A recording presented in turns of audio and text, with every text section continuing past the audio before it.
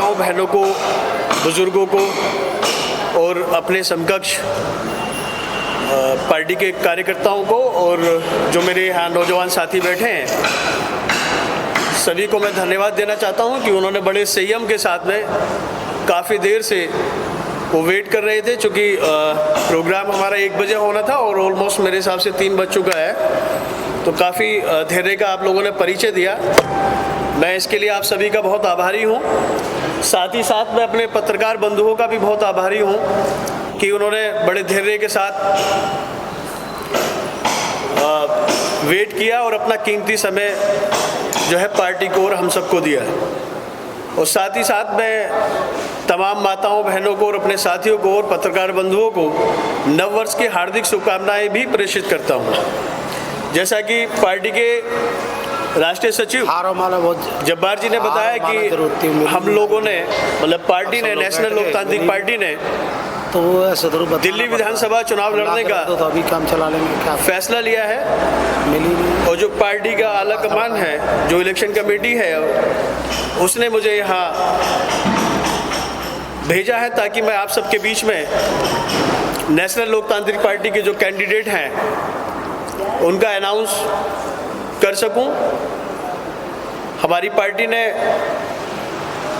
थोड़ा सा मैं आपको बताना चाहूँगा पार्टी के बारे में कि हमारी पार्टी 2009 के बाद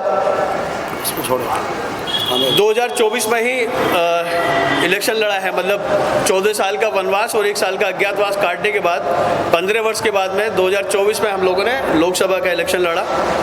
उसके बाद में असेंबली इलेक्शन हमने जम्मू कश्मीर में लड़ा और अब पार्टी ने डिसाइड किया है कि दिल्ली में भी हम लोग इलेक्शन पार्टिसिपेट करें, जिसके मद्देनज़र पार्टी ने अपने कुछ कैंडिडेट अनाउंस किए हैं, जिनमें पहला नाम जो है भारत भूषण जी का है, जो नंगलोई जाट से पार्टी ने उनको प्रत्याशी बनाया है।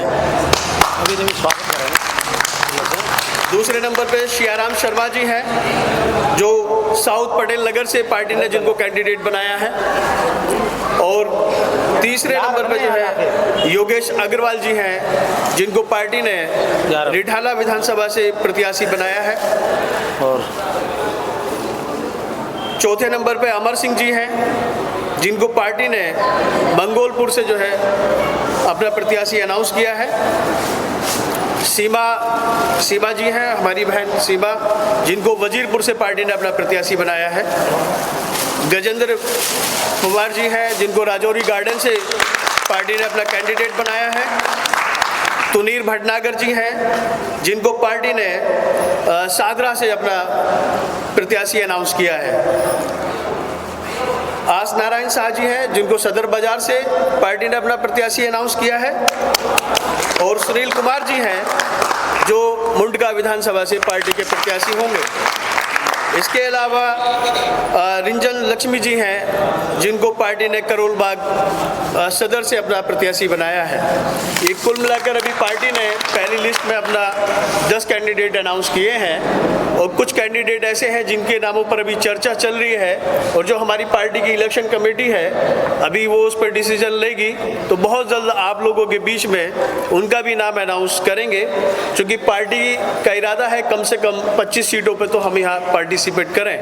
तो बाकी कैंडिडेट भी हैं 25 सीट्स पे हमारे, लेकिन चूंकि अभी उन पर कोई डिसीजन नहीं मिल पाया है। हम लोग सौभाग्यशाली हैं कि पार्टी को पहले ही आगाज़ में एक असेंबली से कई प्रत्याशी मिले हैं और जो प्रत्याशी हैं वो सभी एक से बढ़कर एक है। तो कहीं ना कहीं इलेक्शन कमेटी को भी सोच विचार करना पड़ रहा है कि जो जिसका हकदार है उसी को उसका हक मिले। जो मजबूत कैंडिडेट है, जो जनता के बीच में जाकर जनता की सेवा कर सके, ऐसे ही कैंडिडेट को पार्टी टिकट दे। तो वो अभी अंडर पाइपलाइन है और जैसे ही हमारी पार्लियामेंट्री बोर्ड उस पर कोई फैसला लेती है, इलेक्शन कमेटी फैसला लेती है, तो आप सभी बंधुओं को उसके बारे में अवगत कराया जाएगा। और इसी के साथ जो है मैं अपनी बात ख़त्म करूंगा। बाकी हमारे जो पत्रकार साथी हैं, अगर कुछ उनके सवाल वगैरह हो तो वो अपनी बात रख सकते हैं, पूछ सकते हैं। जो भी पार्टी के बारे में या पार्टी के पदाधिकारियों के बारे में या नीतियों के बारे में कोई सवाल करना चाहें तो पत्रकार साथी पूछ सकते हैं मेरे भाई। धन्यवाद। इतिहास मेरे भाई, पार्टी का इतिहास तो मेरे भाई बस इतना ही बताऊंगा कि 29 साल पुरानी पार्टी है। अभी पिछले 15 दिसंबर को ही हमने अपनी पार्टी का 29वां स्थापना दिवस मनाया है आप सबके सहयोग से। और पार्टी पुरानी है। पार्टी की जो नींव रखी थी वो डॉक्टर मसूद साहब, बालेश्वर यादव और रविकांत शर्मा जी और अरशद खान जी ने रखी थी। अब किन्हीं कारणों से, जो हमारे व्यक्तिगत कारण थे, निजी कारणों से पार्टी 2009 के बाद में इलेक्शन नहीं फाइट कर पाई और उसके बाद में फिर 2024 से हम लोगों ने फिर से आगाज़ किया है पार्टी का।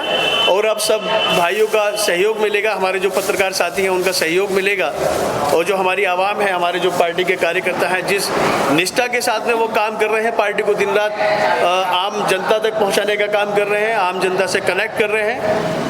मैं उनका आभार व्यक्त करता हूं आपके चैनल के माध्यम से। और मुझे लगता है कि जो भी हमारे साथी डेडिकेशन के साथ में काम कर रहे हैं उनकी मेहनत रंग ला रही है। और चूंकि परिवार हमारा लगातार फिर से बढ़ रहा है और सफलता की तरफ हम धीरे धीरे ही सही, लेकिन हम अपनी मंजिल की तरफ बढ़ रहे हैं धीरे धीरे और सहयोग हम लोगों का मिल रहा है। पत्रकार बंधुओं का भी मैं आभार व्यक्त करता हूं कि वो समय समय पर अपना कीमती वक्त हमें देते हैं और एक शॉर्ट कॉल पर भी वो हमें अपना कीमती वक्त देते हैं और हमारे लिए इंतजार करते हैं। ये उनका स्नेह है, उनका प्यार है, उनकी मोहब्बत है और जिसके लिए पार्टी का एक एक कार्यकर्ता बहुत आभार व्यक्त करता है अपने पत्रकार बंधुओं का।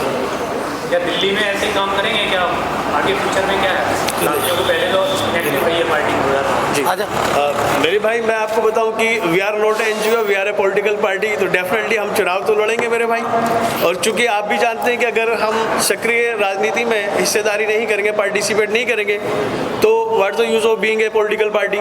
तो बिल्कुल रहेंगे, लेकिन बस इतना ही कहूँगा कि जनता के बीच में रहेंगे। जनता अगर कहेगी तो इलेक्शन भी बहुत अच्छे से फाइट करेंगे, क्योंकि आप जानते हैं कि डेमोक्रेसी में जनता जनार्दन होती है और जनता का जो भी फैसला होगा वो हमें मानना है। क्योंकि हम सब का मानना ये है, हमारी पार्टी का मानना ये है, हमारे कार्यकर्ताओं का मानना ये है कि कोई ज़रूरी नहीं कि हम सत्ता पर ही काबिज होकर जनता की सेवा कर सकते हैं। हम जनता के बीच में जाके सत्ता से बाहर रहकर भी हम जनता की सेवा कर सकते हैं। जनता को आने वाली पॉलिटिक्स के लिए, अपने भाइयों को, अपनी बहनों को आने वाली राजनीति के लिए हम तैयार कर सकते हैं। तो वो हम काम करते रहेंगे। अन्य पार्टियों की तरह आपका भी कोई मैनिफेस्टो है? जी, मैं बिल्कुल मैनिफेस्टो है। हमारा अपना मैनिफेस्टो यही है कि अच्छे दिन नहीं रहे हैं तो बुरे दिन भी नहीं रहेंगे और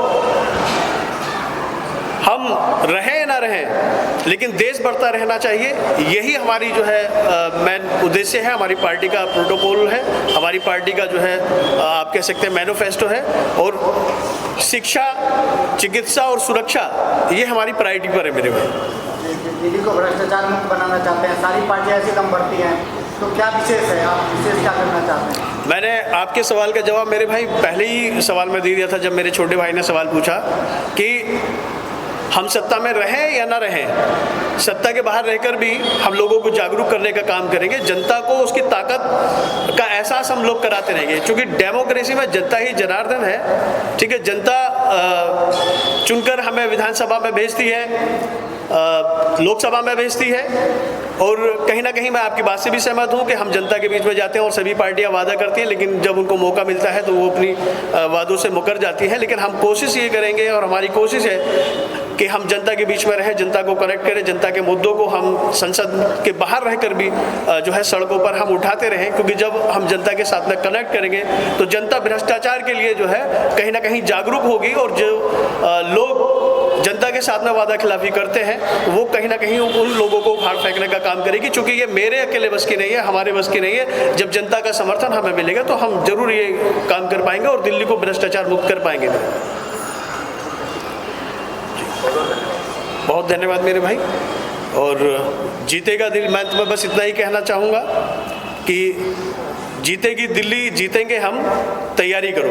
हमारी शुभकामनाएं आप सभी के। बहुत शुक्रिया मेरे भाई, धन्यवाद मेरे भाई, बहुत धन्यवाद, बहुत धन्यवाद। मैं आभारी हूँ और आप सभी का मैं एक बार फिर से अपनी पार्टी और अपने कार्यकर्ताओं, अपने पदाधिकारियों की तरफ से आप सबका जो है